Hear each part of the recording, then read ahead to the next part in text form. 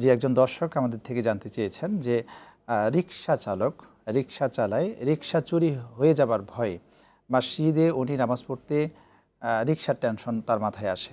তাই তিনি বলছেন যে ফজরের সালাতটা যখন আমি আদায় করি তখন রিক্সায় চড়েই আমি সালাতটা আদায় করি। সেই ক্ষেত্রে মানে চুরি হবার ভয়ে তিনি এই কাজটা করছেন। আল্লাহু আকবার। আসলে এই প্রশ্নটা শোনার পর আমি নিজে আবেগ আপ্লুত। সত্যি এটা শুধু একটা প্রশ্ন না। ওয়া ইন তাউদ্দু নি'মাতাল্লাহ লা তুহসুহা। আল্লাহর নিয়ামতগুলো গুণে শেষ করা যাবে না। একজন রিক্সা চালক তিনি কষ্ট করে এত পরিশ্রম করার পরে তিনি সালাত আদায় করছেন। উনার মনের মধ্যে এই ভয় থাকবে যে আমার রিক্সাটা চুরি হয়ে যাবে। তাহলে আমাদের দেশের কি অবস্থা? মানবিকতা আজকে আমাদের কোথায়? একজন মানুষ রিক্সা চালক, সে রিক্সা চালানো অবস্থায় কষ্ট করে ঘাম ঝরানো টাকা দিয়ে সে তার ফ্যামিলিটা চালাবে, তার রিক্সাটা তো পাহারা দেওয়ার কথা ছিল। সেখানে উনি টেনশন করছে যে আমার রিক্সাটা চুরি হয়ে যাবে। তো এমন যদি অবস্থা হয়, আমি তখনও বলবো যে ফজরের সালাতের লম্বা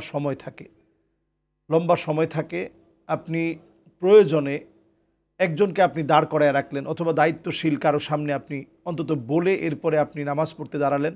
কারণ ফরজ সলাতের ক্ষেত্রে আপনাকে কিয়াম করতে হবে, দাঁড়াতে হবে, দাঁড়ানোটাও ফরজ।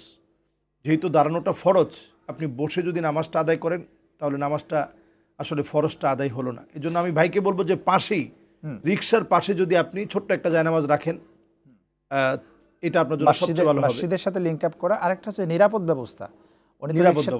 রিক্সাটা নিরাপদ ব্যবস্থা গ্রহণ করতে, এবং এটা কিন্তু আমাদের জন্য তালার বিষয় রয়েছে। হ্যাঁ, গাছের সাথে বেঁধে এটা অনেক সময় সুযোগ যদি নাও পান তাহলে আপনি রিক্সার মধ্যেই যে আমাদের যে বসার যে সিটটা থাকে এটার নিচে আপনি একটা জায়নামাজ রাখবেন।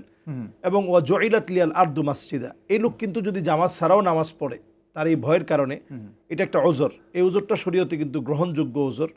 ওয়া জুইলাত লিয়াল আরদু মাসজিদা, গোটা জমিনটাকে আল্লাহ তাআলা আমাদের জন্য মসজিদ বানিয়েছে। তবে ওনার এই কথা দিয়ে আমরা পরিষ্কারভাবে বলতে চাই, এই রমাদান আসার পরেও যারা নামাজ পড়ছেন না, এই ছোট্ট একটা ভাইয়ের এই মেসেজটুকুন থেকে আপনি মেসেজটুকুন নেন। নবী করিম সাল্লাল্লাহু আলাইহি সাল্লাম হাদিসের মধ্যে বলেছেন, হাত্তা তুত্তাখাদাল মাসাজিদু তুরুকা, মসজিদের সামনে দিয়ে রাস্তা হবে, এই রাস্তা দিয়ে মানুষ হেঁটে চলে যাবে কিন্তু নামাজের জন্য ঢুকবে না। আমাদের দেশে এখনও যদিও আমরা 100 জনের মধ্যে মনে করি, এই রমাদান আসলে হয়তো 50 জন 60 জন লোক নামাজ পড়ে, অসংখ্য লোক নামাজ পড়ছে না। একজন দর্শক আছেন। আসসালামু আলাইকুম, প্রিয় দর্শক, নাম বলে প্রশ্ন করুন। জি, আমার নাম মোহাম্মদ বিল্লাল মোল্লা। জি, আমি ফরিদপুর থেকে বলছি।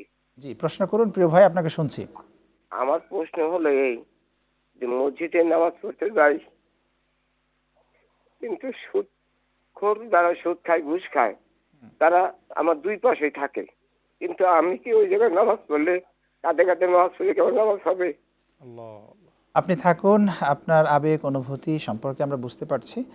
জি ওস্তাদ, আপনি এই প্রশ্নের উত্তর।